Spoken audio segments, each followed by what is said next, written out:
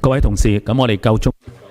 Members, this is the appointed time and we have a quorum. So I call this meeting to order. This meeting will be adjourned by 5:30 in the afternoon. If need be, I will extend the meeting by 15 minutes. Let me remind members, if there is any direct or indirect pecuniary interest in relation to items at today's meeting, please disclose the nature of the interest before you speak according to Rule 83A of the Rules of Procedure. Please also note the voting requirement in Rule 84 of the ROP where direct pecuniary interests are involved. We're going to deal with this paper, that is FCR 2025-26 number 1 today. Members are invited to approve the direct use of principals by the following funds for meeting their cash flow requirements. A. Research Endowment Fund. B. Hospital Authority Public-Private Partnership Fund. C. Language Fund. D. Student Activities Support Fund.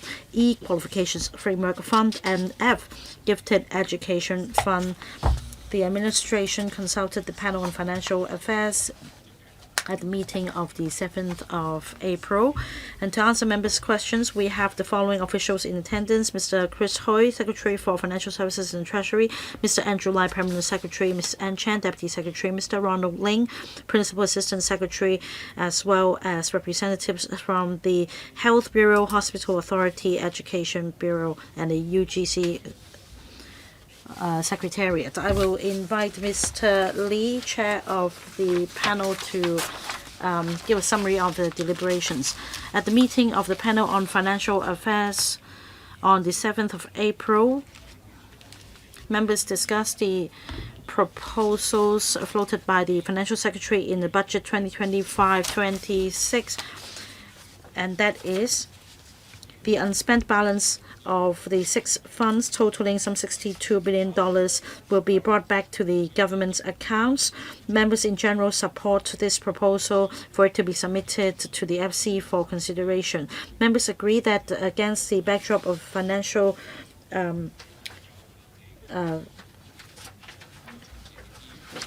hardship, the unspent balance of the 6 seed funds should be brought back to government accounts for more flexible and effective use of public resources. Members have also urged the administration to launch a comprehensive review on all the funds set up for special purposes in government's accounts. The review should include, for example, whether these funds should continue to run as seed funds, and that the transparency of the fund's operation should be enhanced, as well as whether the unused balance from other seed funds should be brought back to the accounts as well. The administration already addressed members' concerns and questions at the meeting. Let me read out the names of members who would like to ask questions: Johnny Ng, Chen Hoi Yan, Regina Ip, So Chang Wing, William Wong, Robert Lee, Andrew Lam, and Priscilla Leung. I'll give each member 5 minutes, starting with Dr. Johnny Ng. Well, I think it's appropriate to make this arrangement so as to bring the unspent balance back to the government accounts for optimal use. In light of the current fiscal position, the funds should be brought back to support the long-term socio-economic development and industrial development in Hong Kong in the long term. My question is this: has the government laid down indicators and plans for the amount brought back to the government accounts? Because the funds in general relates to education, healthcare, and according to the paper, a comprehensive review will be conducted in 2028 on the 6 funds, and then depending on the fiscal position at the time, there will be a decision on further financial arrangements and also relevant policies. Now, if there is a need for more funds in the next 5 years, will there be sufficient amount in the balance to meet the demand? My next question is about the Research Endowment Fund. The purpose of the Research Endowment Fund is to provide a stable stream of funding for research purposes for UGC institutions, and the REF has $52.4 billion in the balance, and every year annual provisions will be made to the universities in Hong Kong to support R&D. In other words, some $50 billion should be made out to the R&D purposes, and using 3% as the interest rate, that means that should be $400 million. Now, with the current China-US tension, we should put in more resources to draw for talents, because there'll be a brain drain of research talents in the United States, and we should do more to attract them to come to Hong Kong. So do we have a rescuable plan in order to attract these R&D personnel from the US to come to Hong Kong? Now, with the cut in funding, will there be sufficient financial resources to support this cause?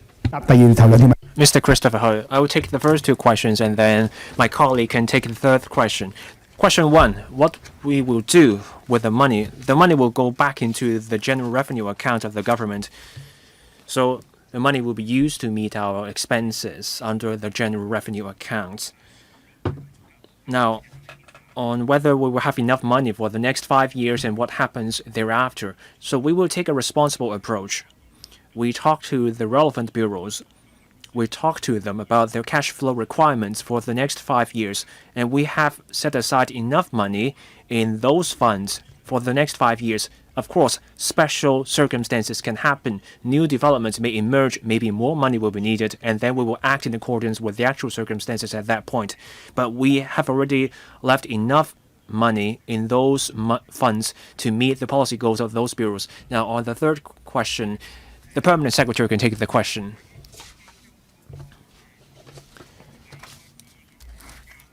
Dr. Ng is right about the way the money was spent under the Research Endowment Fund. So in the past, it was roughly $1 to $2 billion spent per year.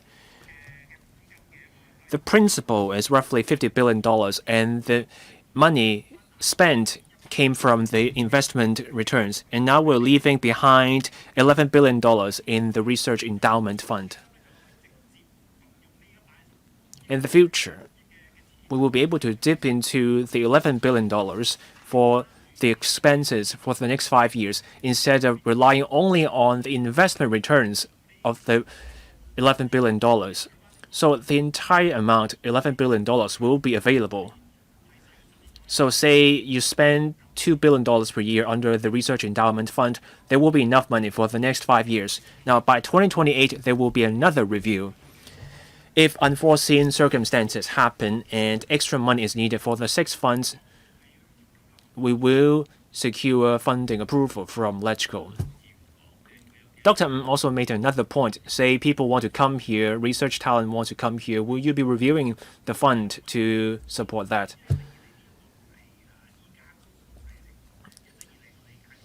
Things have changed over time. There are dedicated schemes to attract talent. Now, on the specifics, I'll see if my colleagues from the Education Bureau has anything to say.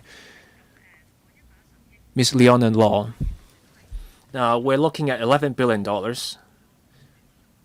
Now, we have looked at the Research Grant Council's proposals. We have looked at the requirements, and then there are also grants, etc. We looked at everything and then we arrived at this amount.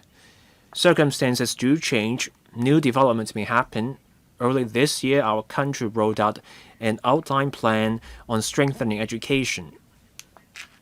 We will be closely watching the fund.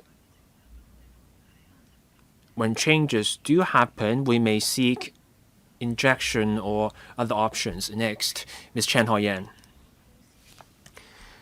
Now, there's a Hospital Authority Public-Private Partnership Fund under this paper. Paragraph 6 in the paper has this to say.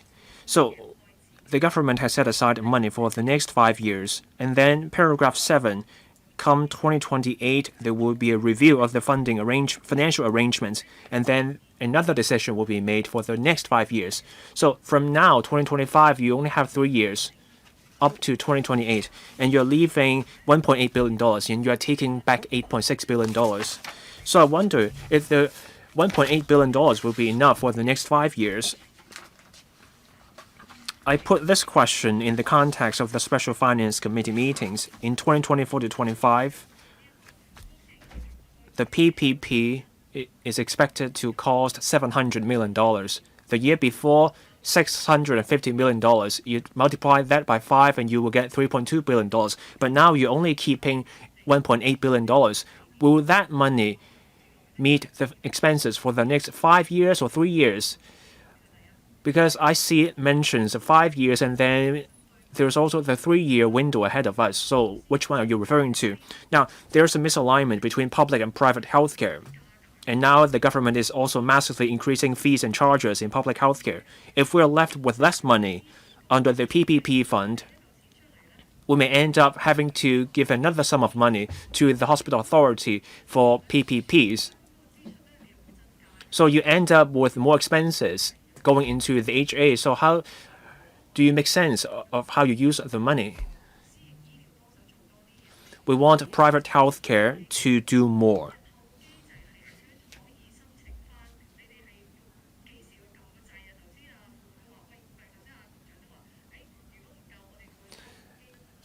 The secretary said if money is needed, more injection will be sought. So who will make the request? Will this come from the FSTB, from the Health Bureau? Will the request come from other parties?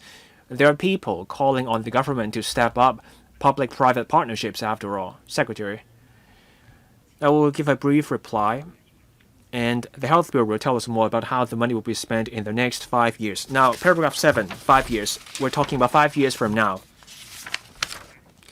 2028 will be a midpoint in this 5-year window. We will do a review to see if we should stick to the funding arrangement. So there's only one 5-year window. Now, whether we will have enough money for the next 5 years, my colleagues from the Health Bureau will take the question.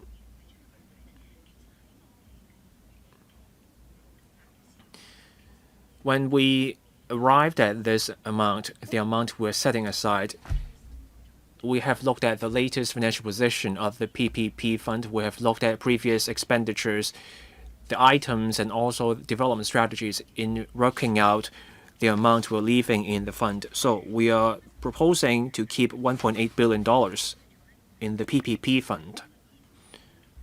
We have considered our healthcare development strategy.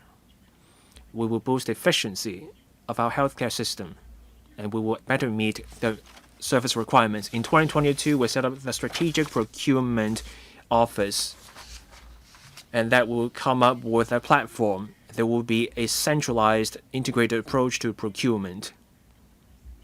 That approach will bring together the hospital authority and the Department of Health, and there will be an effort to consolidate different efforts. So at this point, we're reviewing different PPPs.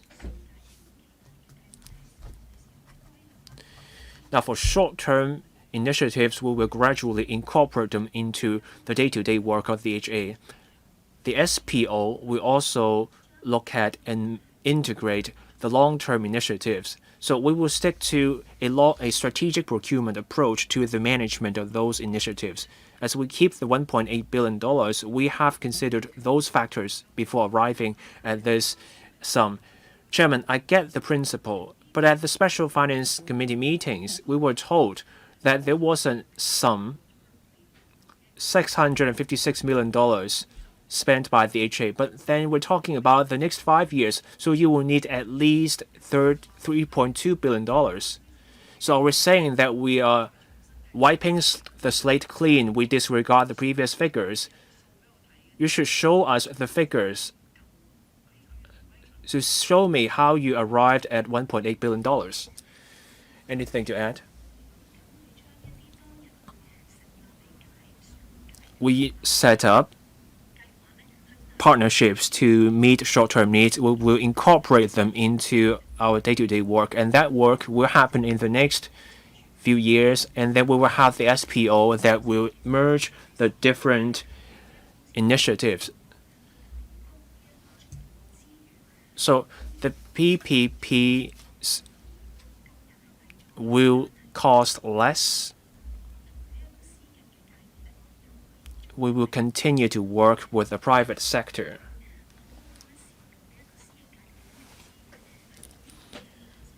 Making good use of the private healthcare system is key to the sustainable development of our healthcare system.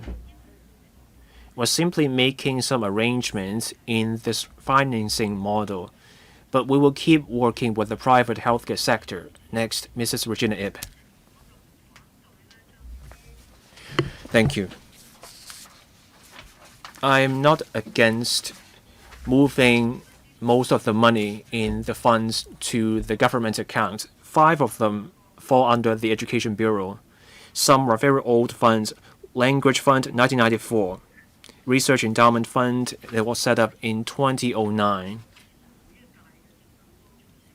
So successive terms of government set up their own funds. You look at the previous policy addresses, each term of government came up with 8 to 10 funds, and then the next term of government ignores those funds. The permanent secretaries tend to be the trustee. Every year there's a report, and that's that. And those funds are simply left sitting there. My think tank tried to apply for the Gifted Education Fund, but the process is too cumbersome, and then the money is left there idle. The financial secretary is moving the money back to the government account. That's right. But shouldn't the Education Bureau should be constantly reviewing its own funds to see whether they are still needed? What has the language fund been used for? Look at our students' PISA test results. Their grades are falling. Of course, you can blame that on COVID. There was a time we did not have face-to-face classes. Teachers are also doing more poorly in all languages. So what has the language fund done for us, and what's the gifted education fund for? Vast resources have gone into these funds. Have we made good use of that? If not, the money should be handed back to the financial secretary. Ms. Law.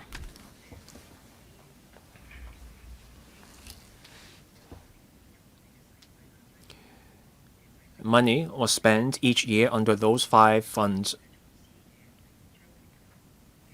So we looked at those expenses and we arrived at the amount we will need for the next 5 years. Of course, there's room for improvement for each of the 5 years, and we will keep an eye on the funds. Mrs. Ip's point is that you should be constantly reviewing those funds. So will you be constantly reviewing your funds, especially for the language fund set up in 1994 before the return of Hong Kong to our country, and then 2009 we set up the Gifted Education Fund. Are those funds still fit for purpose? Has the ADB been reviewing its funds to make sure they are meeting our goals? Are we seeing rising language standards among teachers? Are we offering better education? A review is in order. If these funds are not made use of properly, the money should go back to the government. Ms. Law, we do constantly review our funds. I take 2024 to 25. We disbursed $540 million under the language fund. My colleague can tell you the details in a moment, but we do note the members' comment and we will see where we can do better. Mrs. Ip's point is about what you would do going forward.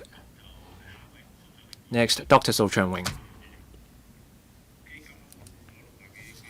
So we are moving back more than $60 billion. The government has told us about the details. I want to ask about what happens next. You have the Research Endowment Fund. We're leaving roughly $10 billion, $11 billion in the fund. Now, if we ditch the approach of the capital seed fund, we will be doing things differently. The permanent secretary just said the $1.1 billion will be enough for meeting expenses over the next 5 years. But I don't know how much you will need each year. That hasn't been explained. $11 billion over 5 years.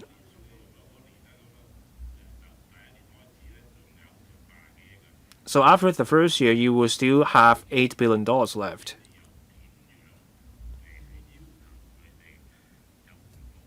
So how do we make sure we're generating returns? What would you do to make sure the fund will make a difference? You're ditching the old approach. Are you going to put the money into deposits? And for the people running the fund, who will these people be responsible to? Secretary. Dr. So asked a great question. The money will be spent on the relevant policy areas. As for the remaining balance, that money will go to the Hong Kong Monetary Authority for investment. That has been our standing approach. We're simply changing the way it works. Instead of relying just on the interest, we will be dipping into the principal as well. And any remaining balance will be invested by the Hong Kong Monetary Authority. No follow-up? I get it. The old approach, or rather the current approach, is to leave the $11 billion to the fund. So the fund will be using the money.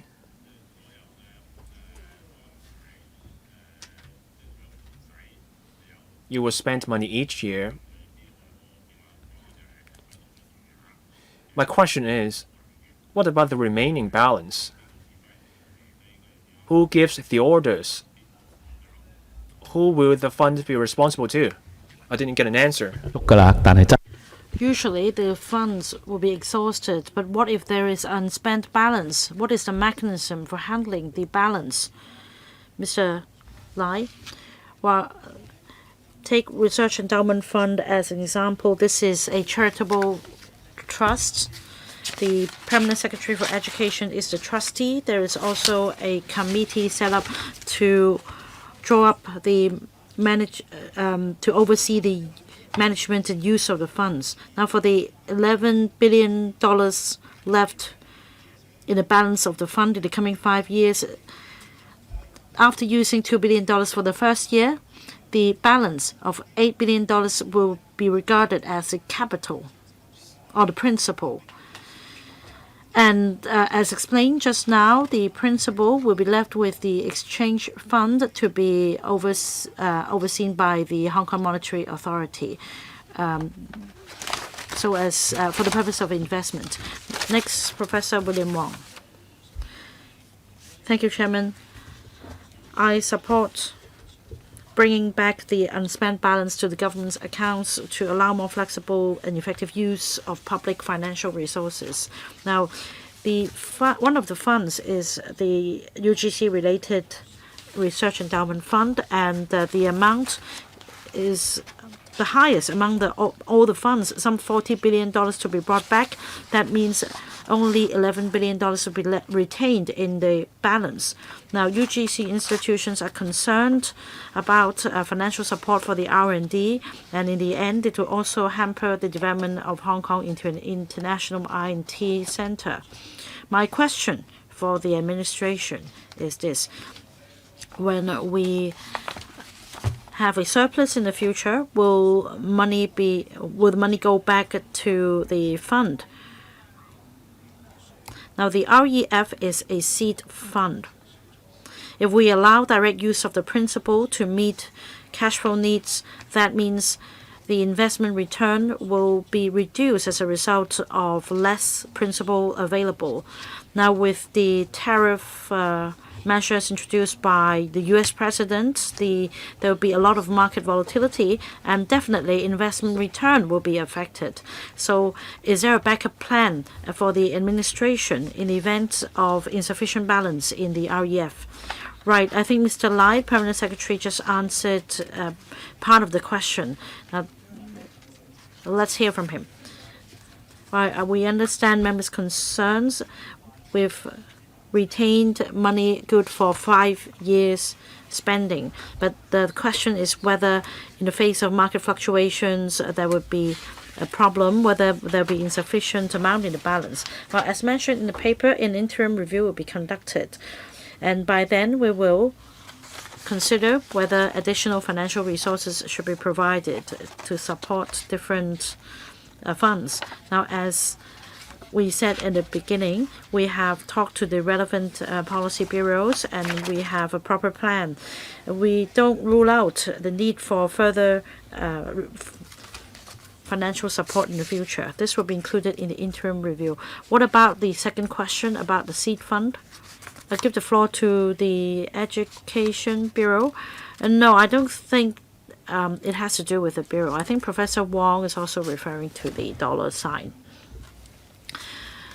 Now, when it comes to seed fund principle, well, I think what he is saying is that in the event of this trade war, if investment return dwindles, if there is a need to use the principles directly, then what will happen if there is insufficient amount in the balance?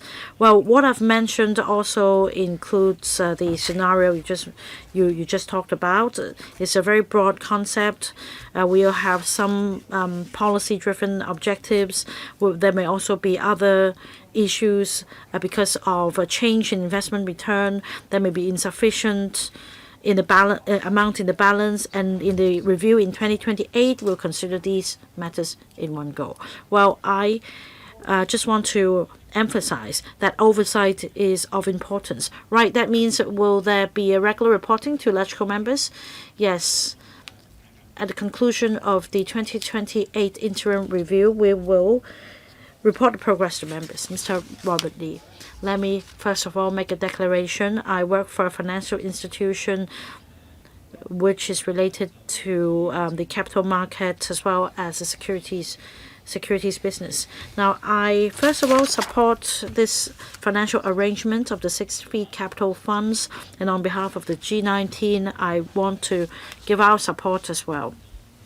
The arrangement will allow flexible use of the unspent balance and direct use of principles for meeting cash flow needs. And I think that these points have been covered, that there will be more flexible use of public financial resources. According to the paper, there are 42 funds under the government's purview, including the 6 seed capital funds, and the AUM is at the size of $178 billion. So my question is this. Regarding these 6 funds and the remaining 36 funds, how relevant are they to the stock market in Hong Kong? Will the administration adopt a more open mind in allowing these funds to invest in Hong Kong stocks or the capital market in general, so as to support the market? I appreciate that when it comes to the exchange fund, the administration's position is that the rate should remain status quo. So apart from the exchange fund, will the administration consider taking action to support the stock market in Hong Kong? I'd like to hear from the administration. Mr. Lai, PS.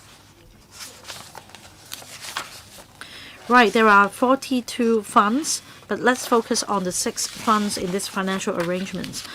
All the funds, or all the principles of these 6 funds are directly managed by the exchange fund. Now, for the remaining 36 funds, 13 of them have investments in securities, including the Hong Kong stocks. They are limited in number. When it comes to a seed fund, I think it's common knowledge that the investment strategy should be on the prudent side. Let me also supplement. Of course, different funds may have different strategies. Let's say if you have $100 investment portfolio, yet there is no investment in Hong Kong stock, I do think that you should keep all options open. Now, if the investment in Hong Kong stock is at the moment maintained at a low percentage, then is there room to adjust this amount further? Of course, I understand that these funds come under the management of the exchange fund and it is of scale. We should not, however, wear the straitjacket because the government should also support the stock market in Hong Kong.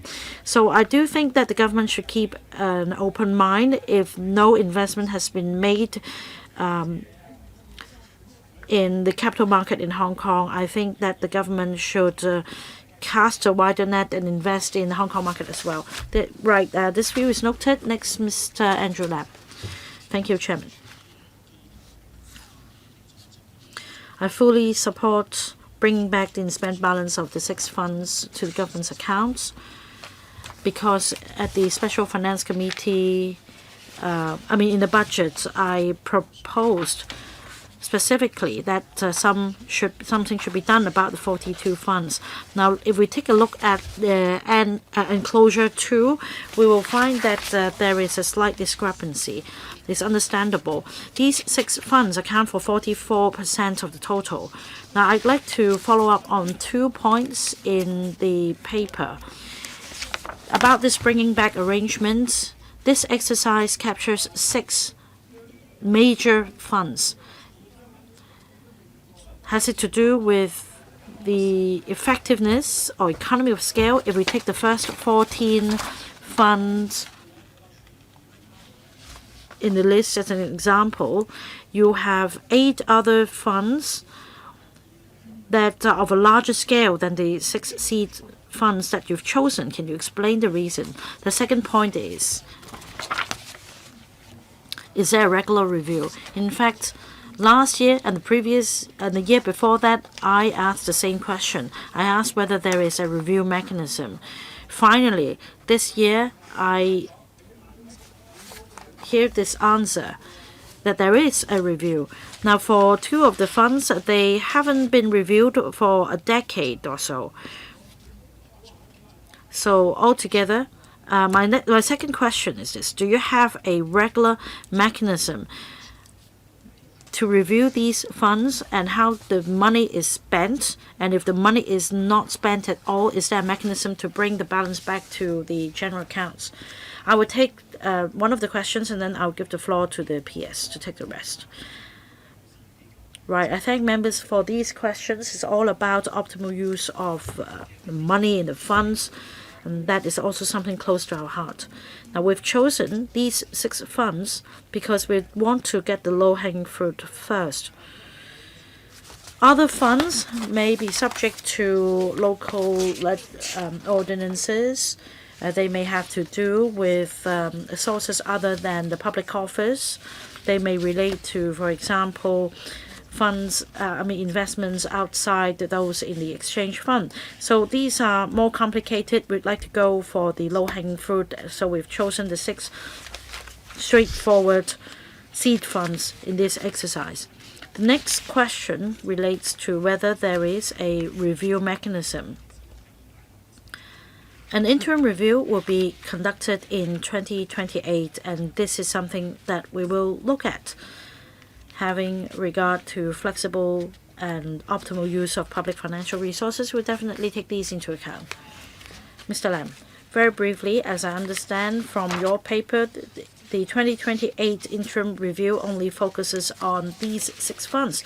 As for the remaining 36 funds, some of them are quite idle. I hope that this regular review mechanism can be set up to do something about these remaining funds. Professor Priscilla Leung, thank you, Chair. We have $100 billion deficits. With risk comes opportunities. First and foremost, I support the bringing back of the unspent balance of the 6 funds to the general accounts. But this is only a short-term fix. We should devise a long-term plan. It's an opportunity for us to conduct a review.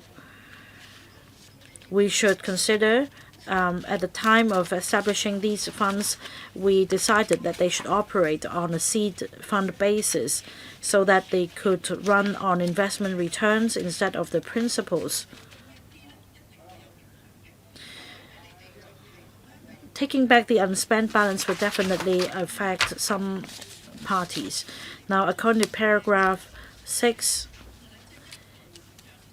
the cash made out can be used to support the expenses. Is it sustainable? Is it really an effective use? Can you tell us the math? Is it your way out of the deficit? Well, I think these are very important.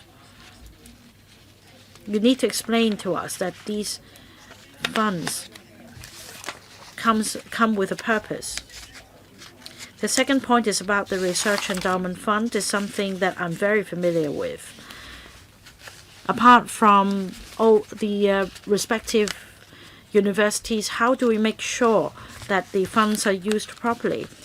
Because we're talking about industrial academic collaboration and presidency.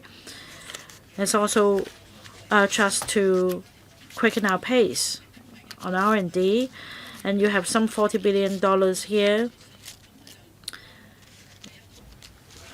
Do we allow a proactive approach, or will the funds just sit here for the applicants to approach the UGCs? And I think that when it comes to oversight, more should be done.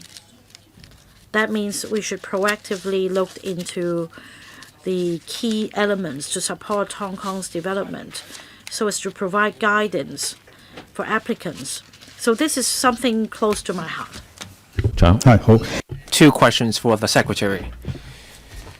So, for the 6 funds we're looking at today, we start with the low-hanging fruit. We also want to avoid affecting the operation of those 6 funds.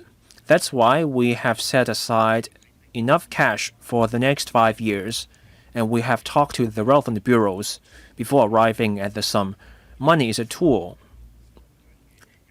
We want the money to be spent where it matters. We have to go through those bureaus. The bureaus know best what's most needed in those industries, and they know best what the aspirations of the stakeholders are. So the overarching principle is to avoid affecting the operation of the policies and funds. The members' point is about ensuring sustainability of the funds and also meeting the relevant policy goals. And there's also a point about reviewing the funds. Now, my colleague from the Education Bureau can tell us more. Ms. Mary Tang.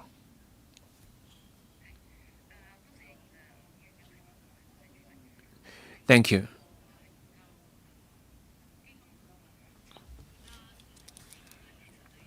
The Research Grants Council has more than 20 research programs going on.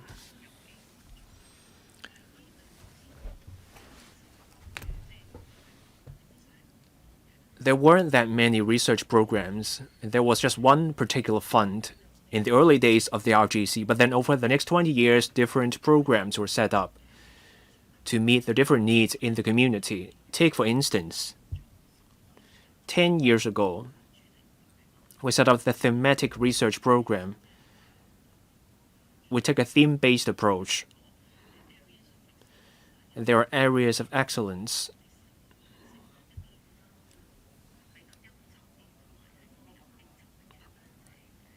That covers areas of research where we have an edge, where we want to drive excellence. In recent years, research impact is big across the globe. Research should make a difference. So the RGC set up a research impact fund. The emphasis is on the differences, a difference that research can make. Now, on how we can support our country's development, we also set up the strategic public grant 2 years ago. That's about making the best use of our resources, and that's what I mean by you can say it's an organic way of using the funds. We constantly review our funds to make sure they meet our needs. So that's how the fund works. Next, Mr. Ma Fong Kwok.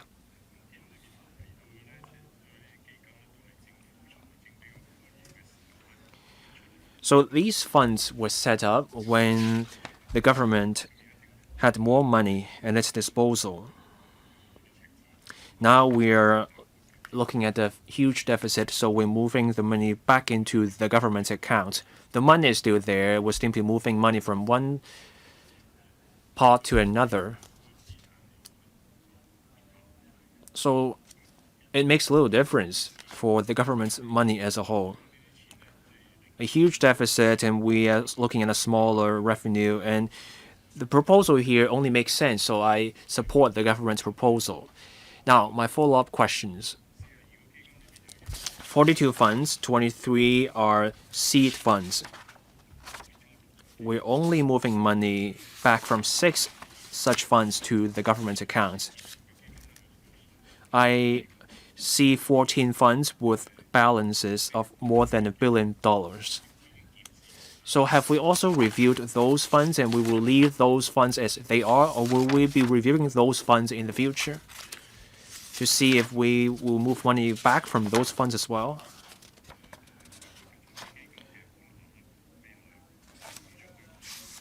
Now we have set aside the money for the next 5 years for these 6 funds.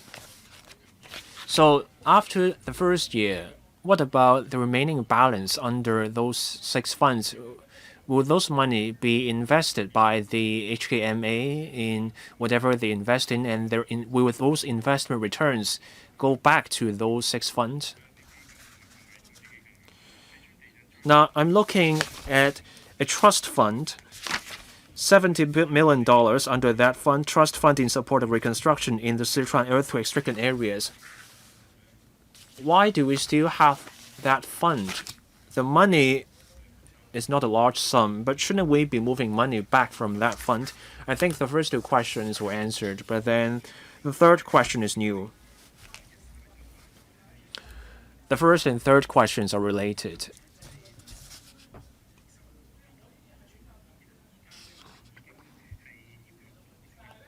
We have asked each bureau to look at their own funds, their policy goals, the financial arrangements, and the cash flow requirements in the next few years. We have considered whether a fund has a statutory basis and whether those funds are also involved donations from the outside. So we will complete the review in the first quarter next year. The member also wondered why we're still keeping some funds that do not appear to be needed, and we will review that as well. Now, on the remaining balance of the 6 funds, that money will be invested in different areas, maybe deposits or other areas. We will make sure that we make the best use of any remaining balances in those 6 funds. You invest the money, there will be returns. Will the money go back to the seed funds? Yes. Next, Mr. Jesse Shang.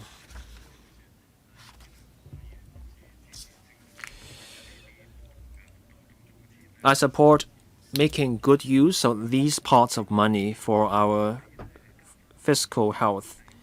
Paragraph 8 in the paper. It's about the anti-epidemic fund.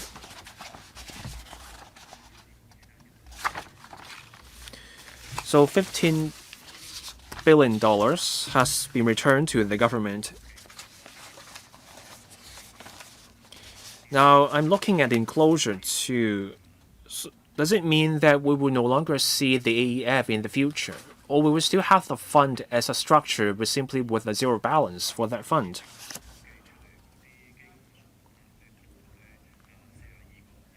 Now, we have 42 funds involving seed funds and other funds. I see much repetition, much overlap. Let's look at the Sir David Trench Fund for Recreation. You have several funds under the Sir David Trench Fund. You have one for Sports Aid Foundation. You have another for persons with disabilities. And then you also have a general fund under the Sir David Trench Fund. So people get a sense that you have so much overlapping in your funds, and people wonder why you need so many funds. Some funds are more than $50 billion. And then there's one left with just $300,000. So what can you do with $300,000? So I support Mr. Andrew Lam's idea, and that is the government should review, merge, and possibly cancel some funds. I proposed removing the zombie project in the context of the budget this year. some projects or programs were set up and then they were left dormant. So you end up with zombie project programs or even departments. So we should clear up those zombie items or programs. Now we're talking about more than $60 billion that will go back to the government. Will this become a tactic we will see in the future? We're now moving $60 billion. Now, as a whole, we have funds amounting to $178 billion. So will we be regularly moving money from funds to the government account? Secretary. So I will comment on the questions in a broad way, and then my colleagues can tell us more about the specifics. So we start with the low-hanging fruit. We start with the 6 funds. On future arrangements, we have started the work. We have to take a holistic view, and that means talking to different policy bureaus. The funds were set up to meet a certain policy goal.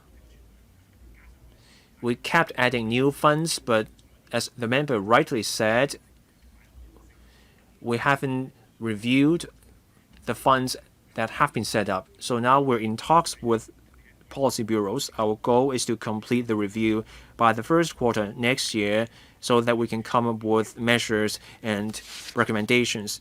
Now, on how the money will be reflected in our financial accounts and the future arrangements, my colleague can tell us more. Mr. Andrew Lai. On the AEF, now we had $18 billion, and then in early March,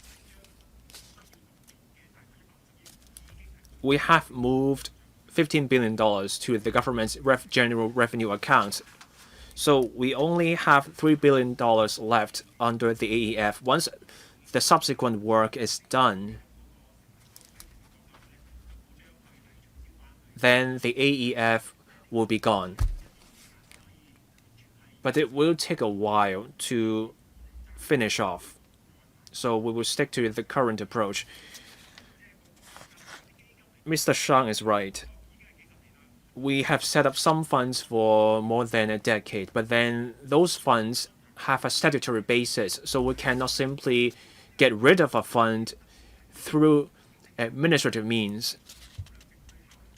But we also have to make sure money is well spent. Say you have a fund that is millions of dollars or less than $1 million, and then you also have the administrative expenses because auditing a fund also costs money, and we have to be mindful of the benefits. So we will get to that in the review we will do with the bureaus. We used to have an efficiency office. Now we only left with a digital policy office. So someone needs to keep an eye on merging different funds and efficiency matters. Mr. Chan Siu-hong.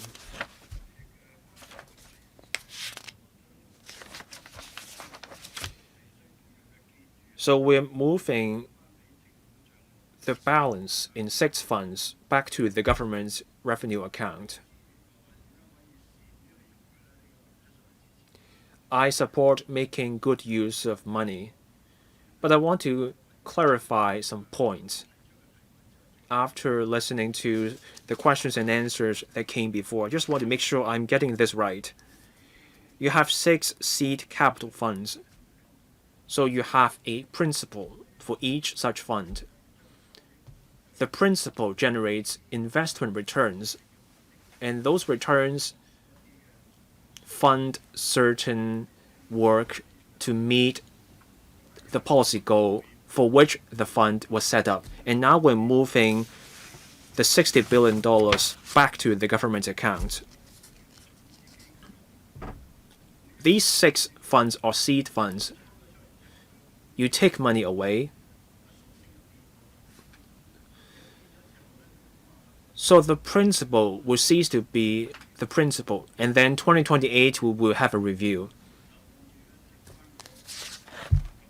Say you take the research endowment fund, you leave money in the fund, and then a review will come in 2028, but you're taking money from the principal.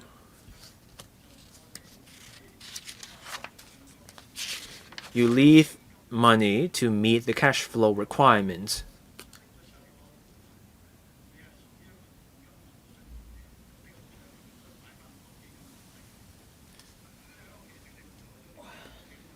So my question is, when you look at the fund, say the Research Endowment Fund, do you treat the money you have taken away as still part of that fund?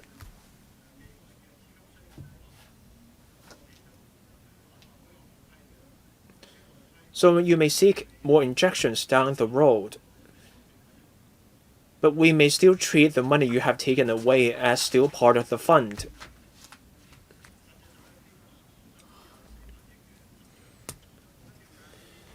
So does the money you take away from the principal remain part of those funds? So this is about the accounting arrangements.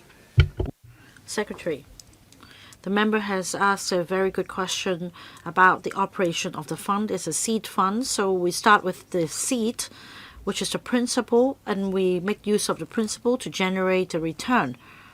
Now we take away the seed. That means it no longer remains in the fund. It will be brought back to the general account, and then the fruit will be retained and will be good for 5 years operation of the fund. In other words, the principal of the seed fund will be taken out of the fund. Take our EIF as an example.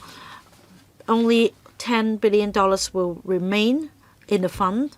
It will generate some kind of return, which should be good for the spending on R&D in the coming 5 years. As for the $40 billion, it will be moved out of the fund. It will be brought back to the government's general accounts. Because from the paper, it is said that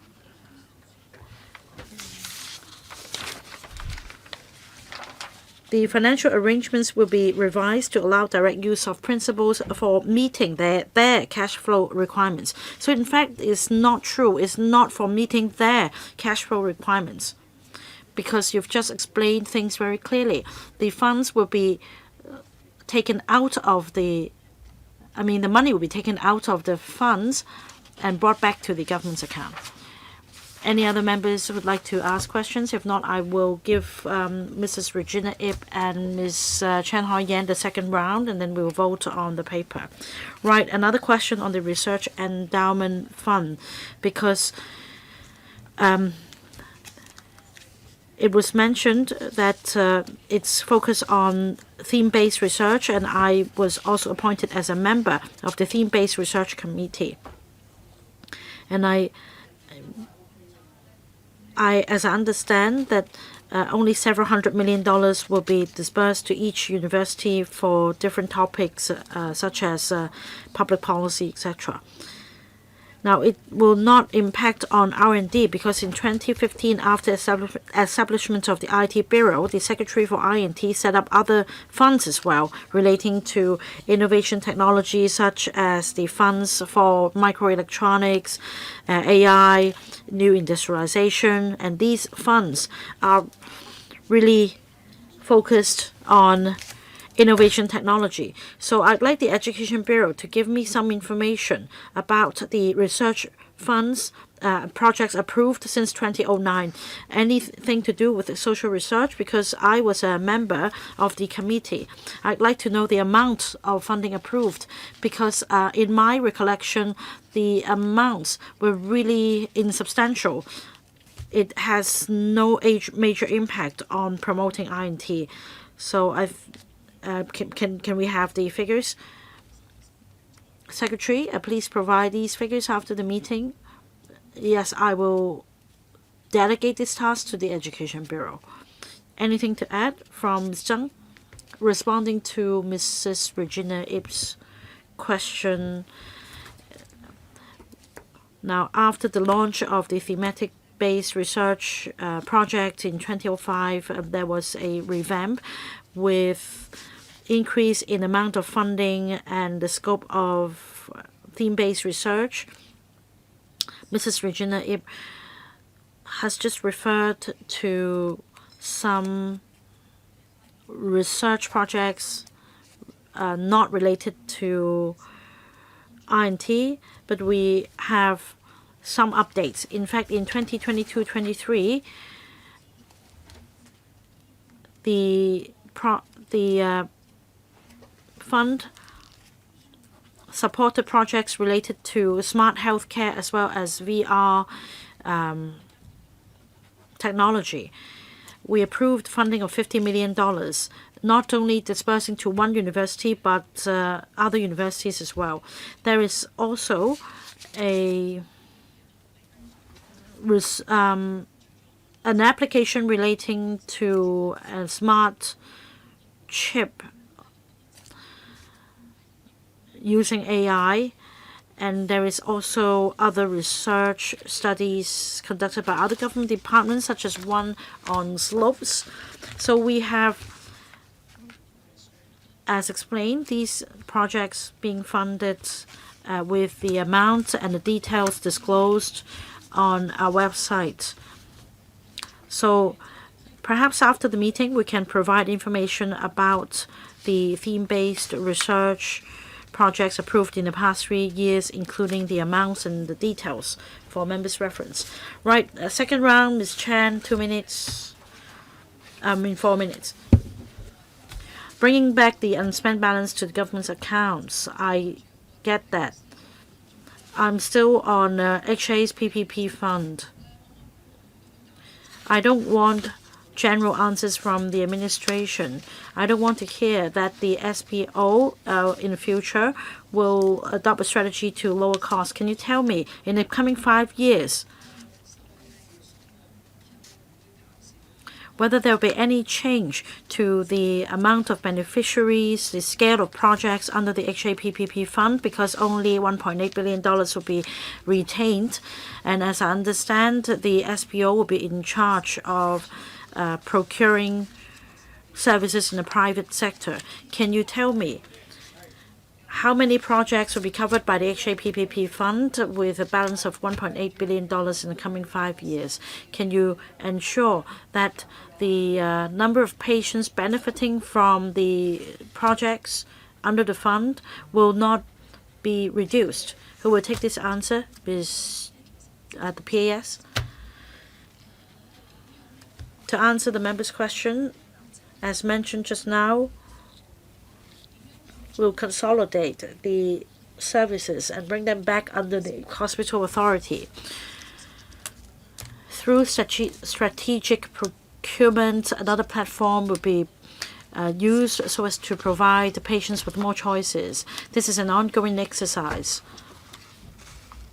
This is also under our healthcare reform plan. The objective is to take pressure off the public healthcare system, as well as optimizing the resources and services available in the private healthcare sector. That means we will review the projects under the fund. We'll also consider the service demand, patients' acceptance, affordability, risks, service quality, as well as the service capacity in the private sector. We'll also consider our policies and how we encourage more users to turn to the PPP model. We will give you an update when the details are ready. Well, Chairman, we're looking at the amounts retained and the amounts to be brought back. I'm not convinced with $1.8 billion retained how we're going to maintain the same level of service, because like you mentioned, $600 million will be required for 1 year spending.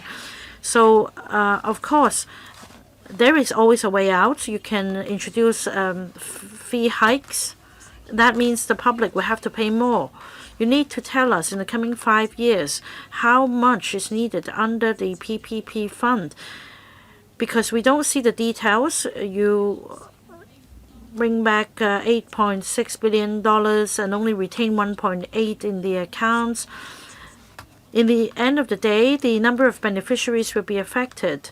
According to your paper, you will ensure that the policy objectives, the mode of operations, and the oversight and other arrangements will remain unchanged. So if you do not have the breakdown of figures in the coming 5 years, I'm not convinced with just $1.8 billion retained. Secretary. Well, let me start by saying that we do fully communicate with the hospital authority. I understand that there are also new initiatives. Now, in order to meet these new objectives and initiatives, they use more than just the $1.8 billion retained. And this exercise will allow flexible, effective use of resources. P.S. Yes, I want to supplement that the primary objective of the government is to provide affordable and suitable medical services to the public. This objective remains unchanged. We will continue to collaborate with the private sector. We're only utilizing another platform. So the way forward for us is to strike a proper balance. Right, I will put this paper to a vote. FCR 2025-26, paper number 1. For those in favor, please raise your hands. Thank you. Those against? Anyone against? No. I think the majority of members who voted are in favor of this item, so the item is carried. The next meeting of the Finance Committee will take place on the 2nd of May. The meeting is adjourned. Thank you.